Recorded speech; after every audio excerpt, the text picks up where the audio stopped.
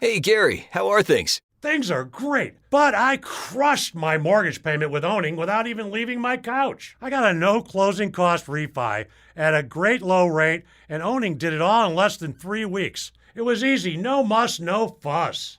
Be like Gary. Call Owning at 855-5-OWNING and crush your mortgage payment with today's 30-year fixed refi at 2.625% rate and APR with no closing costs. None. Zero. Even if you've refinanced recently, call 855-5-OWNING and let us crush your monthly payment even more. That's 855-5-OWNING or log on to owning.com. NMLS 2611, licensed by the Department of Financial Protection and Innovation under the California Residential Mortgage Lending Act, subject to credit approval. Call 833-852-6464 for terms and conditions. You can crush it too with a 30-year fixed 2.625% rate and APR with absolutely no closing costs. Want to go to the exclusive Odyssey Live with Coldplay album release party? You could win 2 tickets and a hotel stay just for participating in the Pet Food Express virtual pet fair. Check out some furry faces looking for their forever home, plus get a chance to win. Visit petfood.express/sweepstakes. The top of the hour is brought to you by Northwestern Football. Big Ten football returns to Ryan Field tomorrow night when the Cats host Michigan State at 8 p.m. Buy tickets at nusports.com. Broadcasting live from the Hyundai Studios, presented to you by your local Hyundai dealers. This is where Chicago goes to talk Bears. Sports Radio 670 The Score, Chicago's home for Bears fans. WSCR and HD Chicago, WBMX HD2 Chicago, an Odyssey station. The Score! Bernstein and Rahimi, 9 a.m. to noon on Sports Radio 670 The Score. And how about Art Sitkowski? The Rutgers transfer takes over early in the game for the injured Peters, manages the game when he needed to, made the big plays when he needed to, and 30-22, Illinois over Nebraska in Brett Bielema's first game. It was awesome to get out there. We had a good crowd, a bigger crowd than they've had here as of late, obviously with COVID last year, but also dating back, sold out the student section. So there's a lot of good energy. It was a good little back and forth ball game. And then, like you mentioned, that play kind of opened it up. And in the second half, we put together a drive right out of the gate that probably ended up being the difference in the game. And as you look back on it. Illinois, Nebraska, that was the game we all watched last week, or at least some of it. And then that was Brett Bielema, who somehow has now affected a Southern accent? Is that new? They tell me these things happen when you get south of, I don't know, Joliet or something. When did that happen? He never sounded like that before. He was out with Anthony Herron, but I didn't know that all of a sudden Brett Bielema, it sounds like Bobby Bowden. I mean, I don't know. Whatever. That's not why you called. Pete Futak is going to talk college football with us right now, and you can follow Pete on Twitter, and you should, at Pete Futak. He of College Football News is also part of our Twitch stream, as his face pops right up there as he's back in his palatial outdoor deck. You can follow Twitch at twitch.tv/Chicago670 The Score. Phew! How are you doing, man? It's going to snow in Chicago probably next week, so I got to be outside as much as possible. Yeah, not only did Bielema get a Southern accent, but he turned into Sean Spicer, biggest crowd ever. You know, we haven't had a crowd like this in years. That was pretty impressive. And I remember him. I was introduced to him when he first became the kind of coach in waiting at Wisconsin, where they did kind of the pass off where they said, okay, Alvarez is going to be the coach for one more year. And then, so I remember at the Big Ten Media Days, and we were talking for a while. The time he was about 300 pounds lighter and really humble. And then, once he started winning Big Ten championships, he walked into that thing, king of the castle every time. He's an interesting guy. I like him. He's going to be fun for Illinois. I was one of many baffled by the post-game quote from Scott Frost saying, about half of our game plan was out the window when they lined up how they did. This is not something you need a head coach to say, at least one who stays employed, Pete. Not exactly awe-inspiring. And actually, the other game plan problem is they don't have any talent. So that's a little bit of an issue, and that's the big problem with Nebraska is if you're going to be, Illinois is not that great. The difference is Illinois has 22 super seniors, so that's a team full of grown-ass 23 and 24-year-old guys who don't want to go in the real world, so they're fired up to play, and they just kind of kept coming in waves at Nebraska, and Nebraska just had no answers whatsoever. And in a week 0 game when you didn't have a tune-up against a Central Cupcake State or anything like this, usually you can overcome that because your team's just good. Nebraska's just not good. I mean, if it wasn't Adrian Martinez taking off, they just didn't have anything. And at this point in the Scott Frost era, you need to have some sort of decided schematic advantage or something that shows that you've got an offense that can overcome the other issues. So the Big Ten game, I believe it's tonight, right? Is that Tonight. Minnesota and Ohio State? What's at stake? Just to see what Ohio State can do and just see how good it is. The all-time stats are just just amazing when it comes to Ohio State versus Minnesota. I think they've only won once. Minnesota's only won once in the series since 1981, which a young Pete Futak was at that game when the Gophers won. I was extremely bored.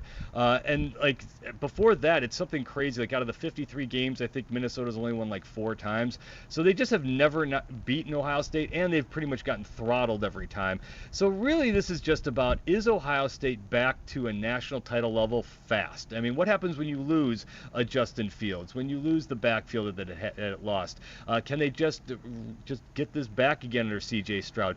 Do they look the part of a Clemson, of a Alabama, of a Georgia, of one of those teams that can not just get to the college football playoff but win the national championship? I know it's early September, but that's kind of where the bar is set for Ohio State, obviously. And for Minnesota, just see if they can just hang around, see if this style works. They've got a huge lines. They've got a ton of experience. They've got a great backfield with Tanner Morgan and Mohamed Ibrahim. Let's see if they can just grind it out and make something happen here. That does seem to be a matchup people are keying in on, is Ibrahim versus the Ohio State linebackers.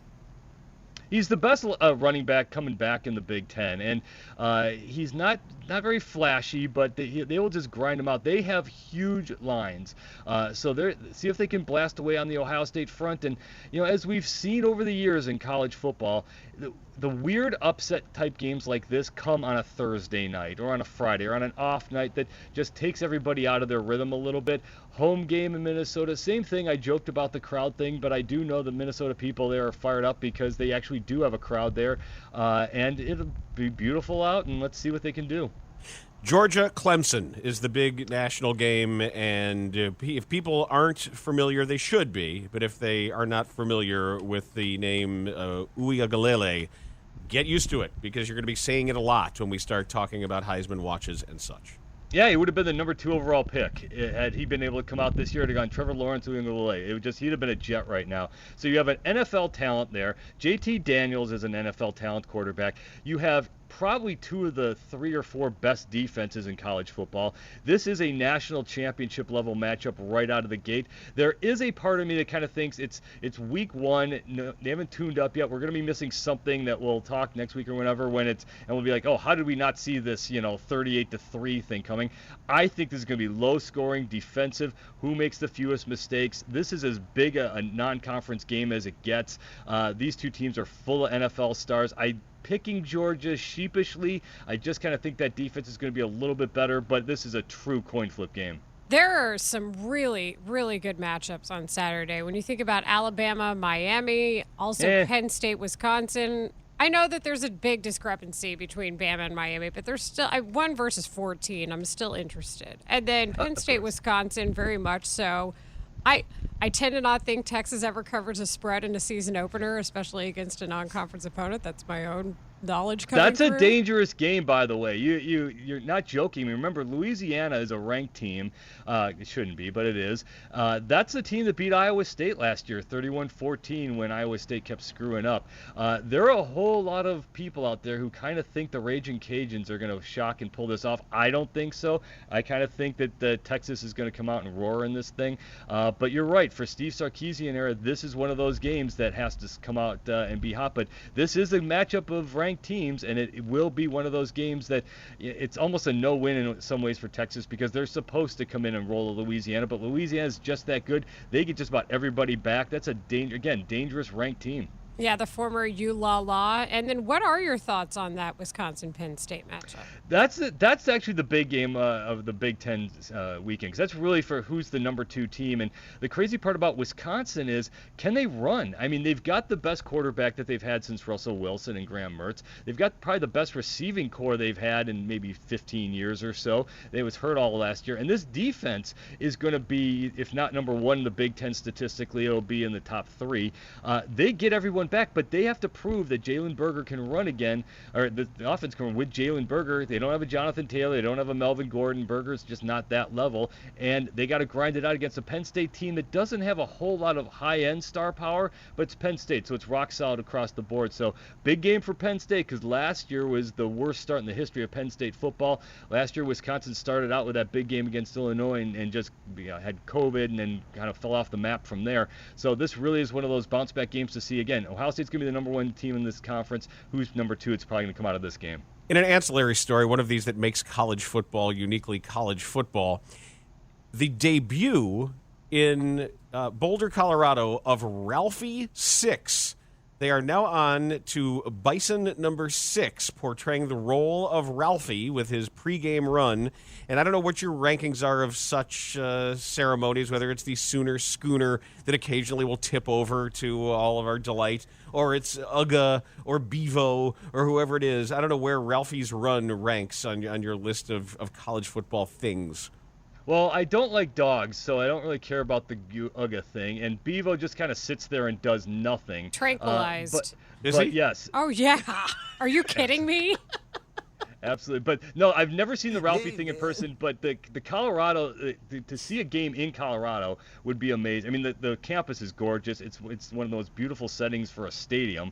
And that is as cool as it gets when they run out there. It is a thing that you have to train to be able to run out there with him, but that is as cool as it gets. Absolutely. Who's got the record for, like, who's the longest standing actual animal mascot? Is there something on a 9 or a 10? Like, I just wonder who's the clubhouse leader. Might be Uga. Is it Uga?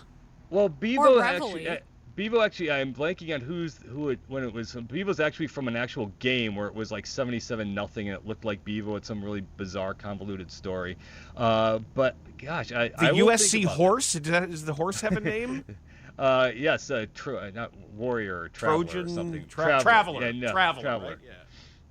Yeah. So no, it's I will have to think about it, because we have to remember most mascots had some Native American tinge or something to it that had to get changed over the years. So then they went to Wildcats or something crazy like that. Everybody's the Wildcats. Somewhere there's a Sister Jean joke in here to be made that I'm probably not. I was actually I blanked because I was actually trying to think. Okay, Saban's not funny. Bobby Bowden passed away. Right. Cook's dead. Like, I was going for something there, but I couldn't get there fast enough. Your emotion about the Alabama and Miami game touched on a little bit of something for me. Is there a team you think that is overranked just going into week 1? I am a big-time Power 5 snob. I do not believe in the Group of 5 world. They just don't have the talent, the resources, and they get overloved just because people try to get cheeky in the rankings. Cincinnati's cute. It's a good team that could absolutely beat Indiana. It could absolutely beat Notre Dame. But there's a problem when it's fine. You can beat those 2 teams, okay, but then beat like Ohio State, then a Michigan, then a Penn State, or if you're in the SEC, beat Texas A&M, then LSU. It's the grind of a Power 5 season. So yes, Cincinnati's very good. The problem is it's not the 8th best team in the country, and it's not technically the 2nd best team in the Big Ten considering where it's ranked. And the Sun Belt teams. Look, Coastal Carolina's nice. Again, Louisiana. They're good teams. Are they better than Utah? No. Are they better than some of these other teams ranked lower? No. But Miami, it's not a Miami problem. It's an Alabama kicks everyone in the teeth problem to open up the season. I mean, Alabama to start seasons just absolutely roars. I think there was one game against Hawaii, I want to say 12 years ago, where it was somewhat close. And other than that, they've beaten restaurant quality teams. They've beaten a Wisconsin, a Virginia Tech. There's a Duke in there. Florida State, and they're just going to come out. They just roar in the openers, and that defense is going to shut Miami down cold. It doesn't mean Miami's any less than the 14th best team. It just means Alabama's just that good. You guys want to get weird on this Bevo situation that I should have known but didn't? According to the Al-Cloud, which is a Texas publication but not the paper, the Daily Texan, the first bevo was barbecued and served as a meal at a university football banquet. Aggies in attendance were presented with the hide, which they had previously branded with 13-0, and then that's how they filled in the gaps on the score and made it bevo, and that was in 1915. So there you go. Wow. I thought Longhorn didn't taste good, though.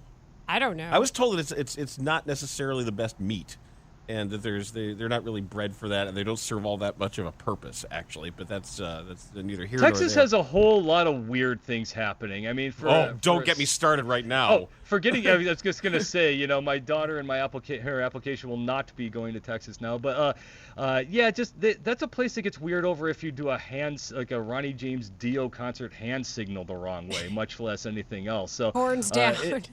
Yeah, exactly. I mean, for being a smart school full of really intelligent people, they get very, very weird.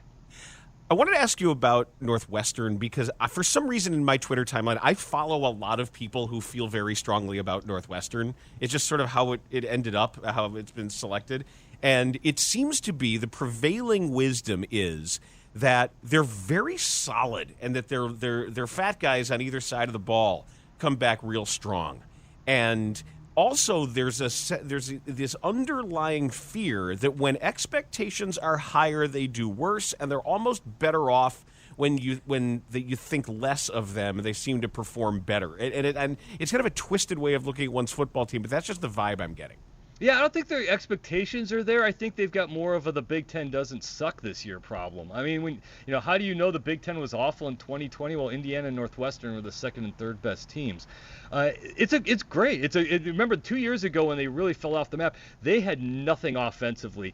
They're going to have a problem running the ball because all their running backs either left or are hurt. So that is a humongous issue, and we still got to see if their quarterback situation is right. If Hunter Johnson, who was the former high-end recruit for Clemson, if he turns out to be the answer, or if one of the other guys can step in and get the job done. But they're going to have to figure out how to move the ball. And the formula for Northwestern has got to be just right. They've got to control games. They can't lose the turnover battle. You saw it last year. When they turned the ball over against a bad Michigan State team, they lost. When they took the ball away against Wisconsin 19 times, they won. So they're going to have to be perfect. But you're right. These lines are strong, and the defense is fantastic, and the coaching is absolutely peerless. So they're kind of underappreciated right now. And then one more for you as we get started with conference play here. Do you think that Ohio State goes undefeated again under Ryan Day in the Big Ten? They've never gone. You're right. They've never lost a game. It's been one of the keys to him so far. The only reason I say no is I kind of quipped about the super senior thing before. That is a thing. You're going to see there's all these different random teams out there that have like 10 or 12, 23 or 24-year-old guys, and so it's going to be a harder slide for these guys to go week after week after week. So is Illinois going to win the Big Ten title? No, but they're going to be a tougher out now. The schedule isn't all that tough. Watch out Oregon next week. That's the game of the week because Oregon's got the dudes who can beat them, and then through conference play, again, more experienced teams. I think they do lose a game, but I do think they get back to the Big Ten championship and win it. Pete Futek, thank you. There, guys. Thanks, Pete. When we come back, we've got some Bears sound we have to get to, and I think you've done a really good job, Counselor, going back through the things Ryan Pace said and adding some things up that don't make sense, especially as they were presented to us. We also have some very encouraging news about what the United Center is going to require from you if you want to attend any event there. So that's the latest news, and we'll let Ryan Pace incriminate himself with his own words next on The Score. Go Bears. Hey, Gary, how are things? Things are great, but I crushed my mortgage payment with owning without even leaving my couch. I got a no closing cost refi at a great low rate, and owning did it all in less than 3 weeks. It was easy, no muss, no fuss. Be like Gary. Call Owning at 855-5-OWNING and crush your mortgage payment with today's 30-year fixed refi at 2.625% rate and APR with no closing costs. None. Zero. Even if you've refinanced recently, call 855-5-OWNING and let us crush your monthly payment even more. That's 855-5-OWNING or log on to owning.com. NMLS 2611, licensed by the Department of Financial Protection and Innovation under the California Residential Mortgage Lending Act, subject to credit approval. Call 833-852-6464 for terms and conditions. You can crush it too with a 30-year fixed 2.625% rate in APR with absolutely no closing costs. Pet Food Express is teaming up with rescues and pet shelters across California. And on September 11th and 12th, we are holding our annual virtual adoption pet fair. Pet Food Express hopes to find 3,500 plus pets their forever home. Register today at petfood.express/petfair. September 14th is the deadline to protect our communities by voting no on the Republican recall of Governor Newsom. The LA Times, the San Francisco Chronicle, the Sacramento Bee, the San Diego Union Tribune, the Mercury News, and the Fresno Bee all agree.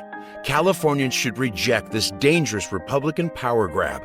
Governor Newsom is working every day to keep California safe from COVID and bring our economy back stronger than ever. Newsom has implemented vaccine mandates for healthcare workers and school employees to protect our kids and our communities.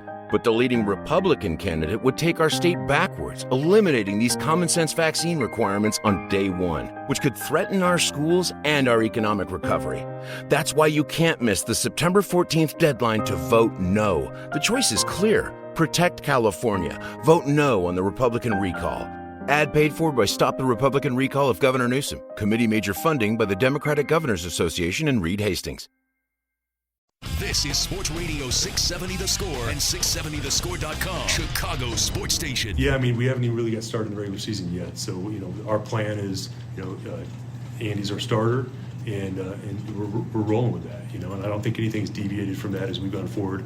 We like that room from 1 to 3. When I think about, Andy and Justin and then Nick, I mean, that's a strong room from 1 to 3. And, I think a lot of teams will don't have that. The room doesn't play on Sundays. The room doesn't take snaps. And notice that little stutter? That was our plan. That's another tell. If you know how to speak Ryan Pace at the poker table. We'll get to that in just a second here on the Bernstein and Rahimi Show. Middays, 9 to noon, Monday through Friday on The Score. This news just broke. This is a press release from the United Center. The United Center will require all event attendees, including fans at Chicago Bulls and Chicago Blackhawks games, to present proof of full vaccination or a negative COVID-19 test to gain access to the arena. Say that again, full vaccination. The decision to implement proof of full vaccination or a negative COVID-19 test is representative of the continued commitment to providing the best environment for a safe return for all fans and employees. This new entrance process will go into effect for all future events and will remain in place until further notice. And the last paragraph says all arena and team employees will be required to follow the same entry process. The United Center continues to update all ongoing health and safety protocols. Now please allow bags again. Nobody needs to see our tampons. Thank you. Say it, girl. It's true. Like, what is this? Tired of this nonsense. But do you want to see that? Does anybody need to see that? The no bag policy didn't make a lot of sense to begin with. It's not spread over hard surfaces. You don't have a bag full of COVID? I don't have a bag full of COVID. I have a bag full of nothing. Are you sure? It doesn't. You can't just transfer it. Okay. It's not spread over hard surfaces. Other viruses are. But meanwhile, COVID the guy still comes by at 11:50 every day to wipe everything down. Are you complaining with our coworkers right now about people cleaning things regularly? Yeah. Other viruses are spread over hard surfaces. Rhinovirus, for example. So all I'm trying to say is, which is a common cold for those of you, but just bring bags back on behalf of women. And really not just women. So you can't even bring in no bag policy less. No little clutch, nothing? Right. Huh. Do you want me to wear a tampon like bulletproof vest? Like what are you trying to do here? And everybody's like shotgun shells across. Yeah, bandoliers like the bullet casings. And everybody's like, oh, we'll just have pockets. No, it's not that simple. Nobody. So just change everything because of this rule now that we've created. Women's clothes don't have pockets though. Wonderful week for women. Just a wonderful week. You're collecting all the W's this week, aren't you? Oh my God. You know what we need? A bag alert. Yes, we need a major bag alert. Okay, going back to the actual point at hand now, which is why I punish myself in re-listening to things, but I actually think in the interest of accuracy, it's a good idea, and I did it with the Bears press conference. Ryan Pace contradicts himself when it comes to discussing the process and the evaluation of Justin Fields and his thoughts. And I think it's because he doesn't want to say anything negative about anyone. But there are other ways to say things without saying this. Let's all listen in and see how the contradictions are formed. And shout out to Chris Emma, who brings the heat. What stood out to you about what Justin's done since he's been here, and especially in preseason action? Yeah, I mean, just for me, we obviously knew about the arm talent, the athleticism, the work ethic, all those things. But when you get him out there in an NFL environment, and he stays calm in the moment, I think his heart rate stays low. He processes fast. He goes through progressions. I think you feel like you see a lot of young quarterbacks will kind of stare down an intended target. You see him working through his progressions, which I think is really good to see from a young quarterback. Why do you think starting a backup won't derail that progress that he's made, and not getting the same amount of reps will change anything? I just feel like we're just in a good position with Andy. It starts with how we feel about Andy, and we're very confident in him and where he's at. So there's no need for us to rush Justin. Ryan, if Justin is the future of the franchise at quarterback, and the coach is saying he's ready to play, how is it not in the best interest in the long term of the franchise to start the process of Justin playing and learning? Because we feel Andy's in a good place too. You know what I mean? So it'd be different if we didn't feel that way. We feel Andy's in a good spot too. Like we're confident in Andy. And there's a lot of things with Andy. I know we've talked about it before, but his experience, he's won a lot of games in this league. His decision making, his intangibles, his leadership, all the things that he's doing. There's so many veteran players that have come up to me and made comments about Andy Dalton and what he's doing in practices, in the locker room, in the huddle, all those little things that I think we're going to see pay off as we get into the season. So it's more about Andy right now. We're excited about Justin. I'm more excited than anybody, but we're just going to let this thing play out. Ryan, when you brought in Justin, what we heard was that you guys were going to know when Justin's ready. By all indications, it seems that you're confident in where Justin is. Is it wrong to think this seems to be setting up for whenever Andy isn't ready? Is it setting him up to fail in this spot? I think we'll know when we know. Right now, I think we have a positive outlook. A positive outlook goes off of what we've seen here every day with Andy, and that's Andy going to be leading our offense as Justin's progressing at the right rate. Our goal all along, guys, has been to win games with Andy and look over on that other field and see and look at this guy we got right here. Look at the future of this franchise that we have right here. That's the goal. We haven't changed from that. Go Bears! You contradict yourself there. Emma got him. And he went back and clarified. I think I'm going to look at it positively. I'm not going to hate on people for stuttering. I kick words all the time, as we like to say. Yeah, he's got to tell, though, because that's exactly the point. Of course you've set Andy Dalton up to fail, because it's the fatalism. We'll know when we know. The quarterback wins. We'll just tell us, and we'll just know when we know. You run the team. Act like it. This is why we get frustrated with him. I understand wanting you to be positive about your players. Nobody's going to hate on you for that. But when you're trying so hard that you contradict yourself, and then you're disrespecting people's intelligence, and your actions say totally different things. And I don't want to tell anybody how to do their job. I just know that there was a time back in the day when a reporter would stop him right there. The moment, if you ask a question, and I know... A reporter? You. Well, no, I would. I know this, and I learned this from watching guys like Bill Jouse. Because I was a reporter, and I let people finish. But it's not there, because when somebody says, well, if I ask a question about Justin, and you start answering it about Andy, I'm going to stop you and say, I didn't ask about Andy. And that's what happened there. And that's where somebody like Bill Jouse, and the moment he says something like, I've got so many veteran players coming up and talk to me about Andy Dalton. No, you don't. No, you don't. That is just a way of like saying, by the way, this is stuff that you can't see that I can just make up out of whole cloth, and I can tell you how right I am because this is making me look. That's garbage. I got veteran players. First of all, they're not walking by the way, hey, how's it going there, Ryan? I just want to tell you, we love Andy Dalton. Just got to tell you how great Andy Dalton's doing. I don't believe that for a second. And if I ask you a question about Justin Fields, and then you start to say, well, look, I want to think about Andy. I didn't ask you about Andy. Answer the question. Answer the question. And he won't, because he can't.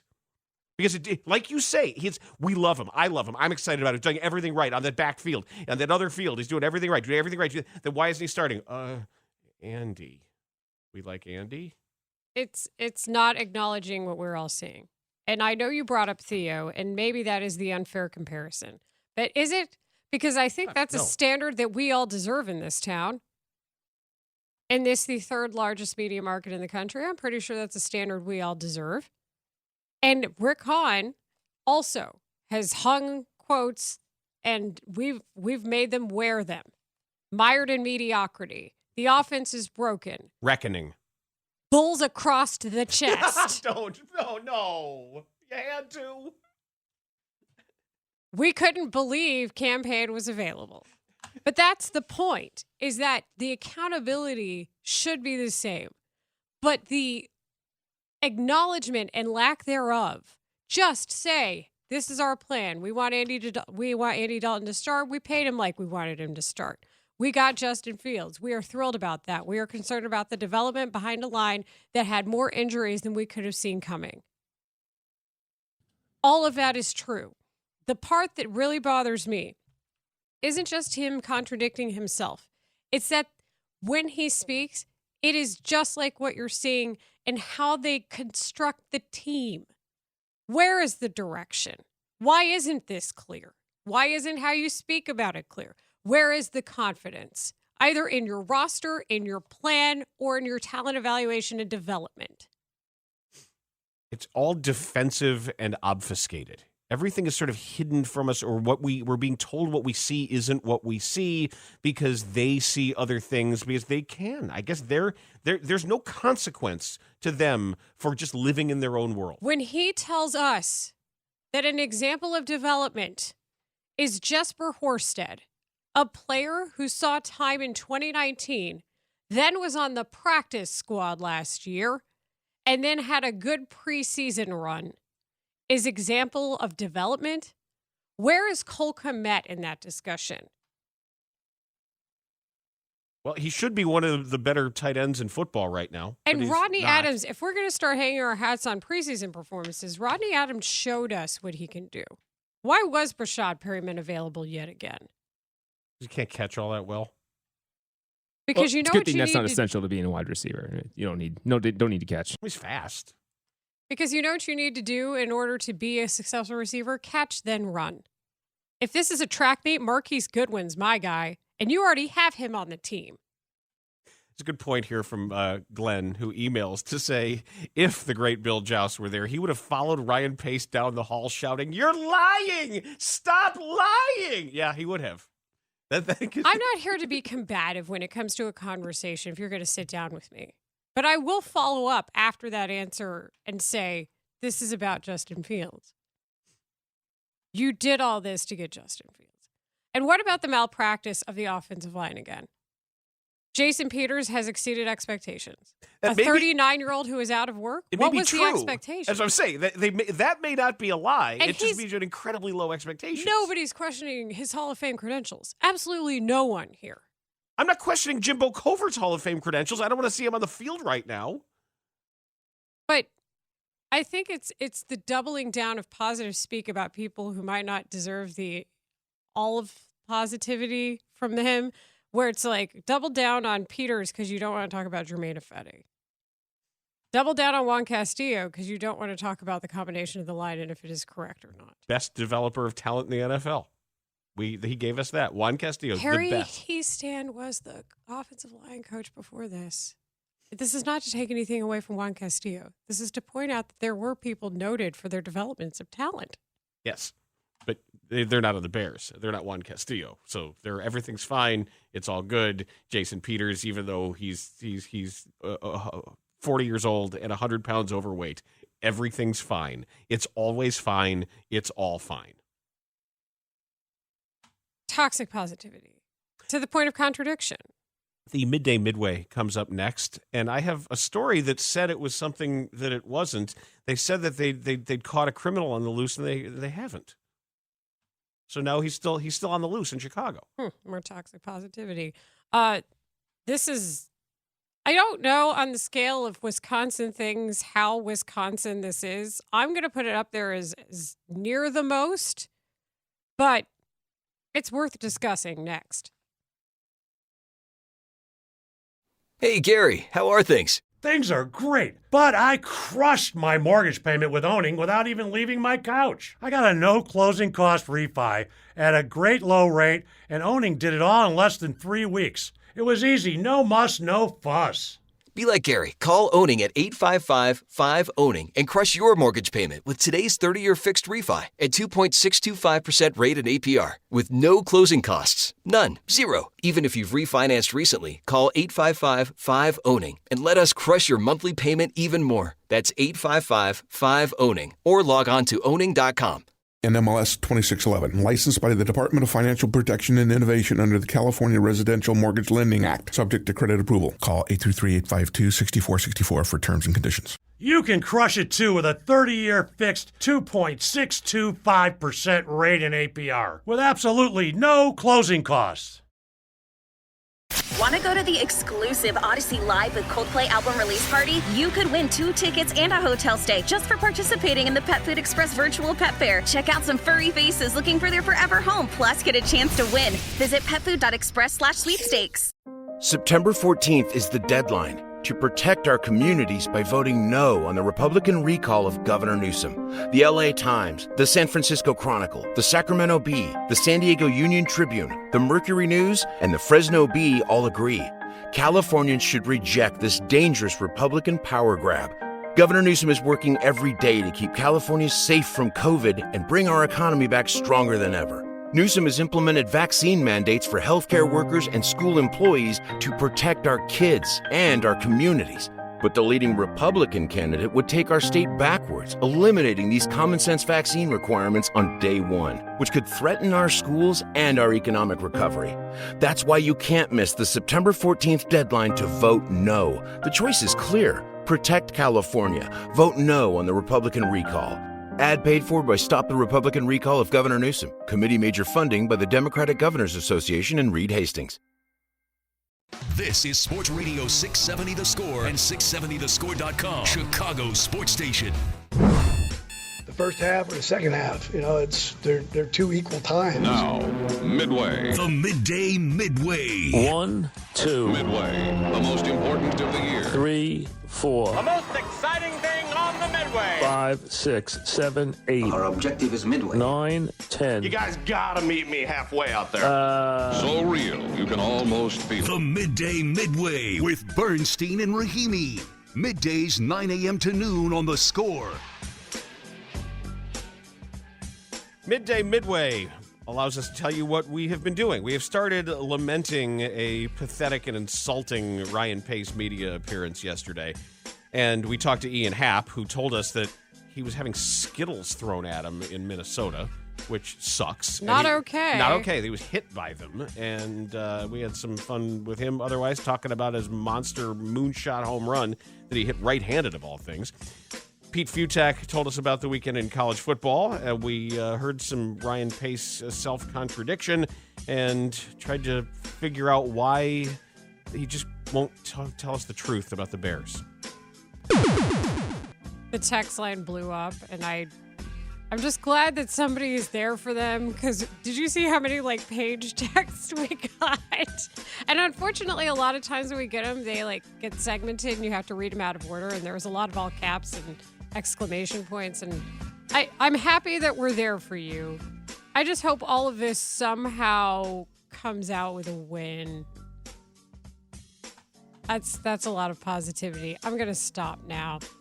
I don't know if you saw the picture, Dan, that circulated on these social media streets earlier this week, but it's hilarious because in the backseat of a Buick was a cow head attached to an actual calf. It was a cow in a Buick. Right. And so... at a McDonald's drive-thru. Yes, in Wisconsin, which is why I ask all of you, especially our Wisconsin crew, on a scale of 1 to that's the most Wisconsin thing ever, where are we there? Because I feel like it's pretty close. If somebody's there, it would be more Wisconsin if somebody's at a Culver's, buying cheese curds with the cow in the back. How do we know that didn't happen? Oh, I'm sure it has at some point. We just don't have the video of it. But there's something weird and like kind of cannibalistic about the idea, like a cow in a McDonald's drive-thru, like maybe a memorial service or something. Don't worry, McDonald's burgers aren't actually meat, so it's fine. I had them last night, in fact. It was dinner last night. Well, I was enjoying the caption, "a whole freaking cow in a car," because it was hilarious. And then when you start to think about how much a cow weighs, and the fact that they can't control their bladder or other bodily functions in your car. Same.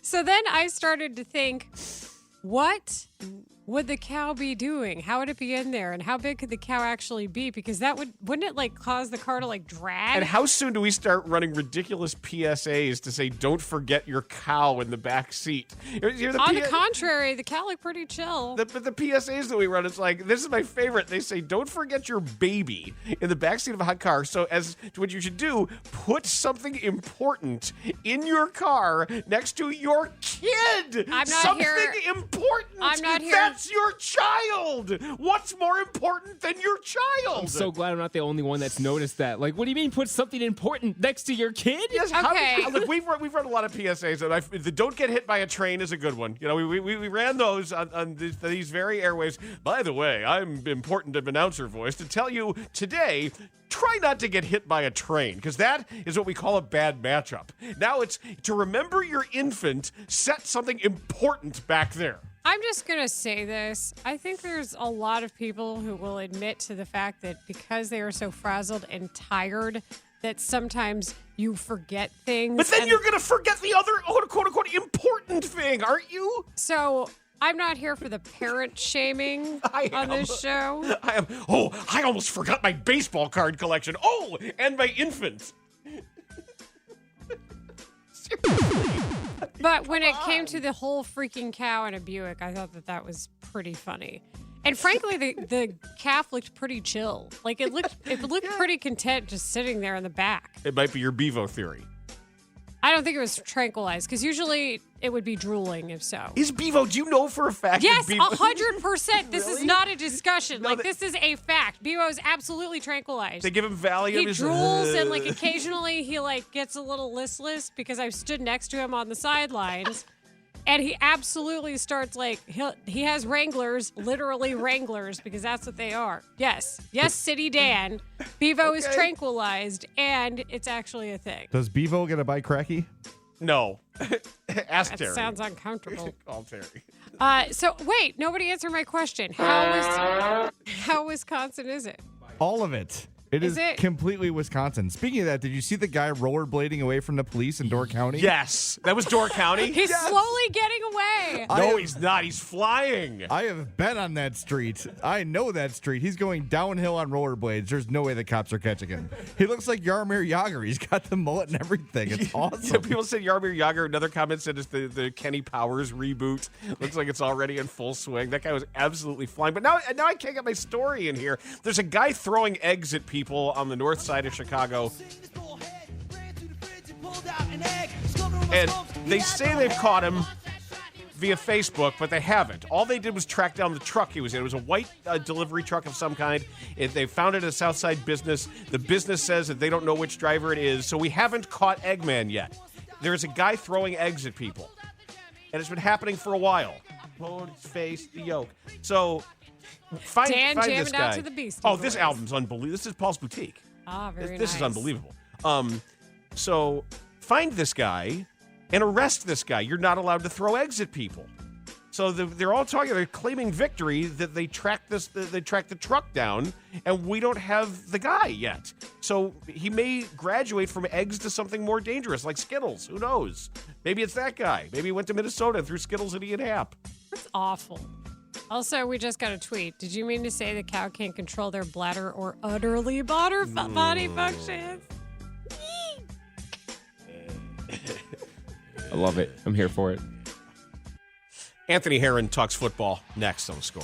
So one of those egg council creeps got to you too, huh? Oh, you got it all wrong, Homer. It's not like that. You'd better run, egg! On Pod Save the World, we want to be your cheat sheet for global events. My name is Tommy Vitor. And each week, my co-host Ben Rhodes and I break down the biggest stories from around the world.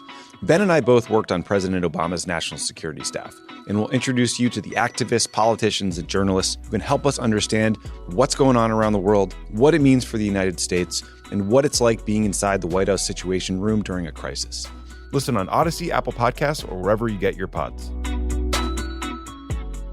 The COVID-19 pandemic showed us how a microscopic virus could upend our lives. There is so much out there that we need to understand. But for every threat, there are heroes working at the edges of science and policy to protect us. I'm Dr. Abdul El-Sayed, former Detroit Health Director and host of Crooked Media's America Dissected. Every episode, I talk to the doctors, scientists, culture makers, and policy leaders who are working out new ways to protect us against our biggest threats. New episodes of America Dissected every Tuesday. Listen on Odyssey, Apple Podcasts, or wherever you get your podcasts. Hey, Gary, how are things? Things are great, but I crushed my mortgage payment with owning without even leaving my couch. I got a no closing cost refi at a great low rate, and owning did it all in less than 3 weeks. It was easy, no muss, no fuss. Be like Gary. Call Owning at 855-5-OWNING and crush your mortgage payment with today's 30-year fixed refi at 2.625% rate and APR with no closing costs. None. Zero. Even if you've refinanced recently, call 855-5-OWNING and let us crush your monthly payment even more. That's 855-5-OWNING or log on to owning.com. NMLS 2611, licensed by the Department of Financial Protection and Innovation under the California Residential Mortgage Lending Act, subject to credit approval. Call 833-852-6464 for terms and conditions. You can crush it too with a 30-year fixed 2.625% rate and APR with absolutely no closing costs.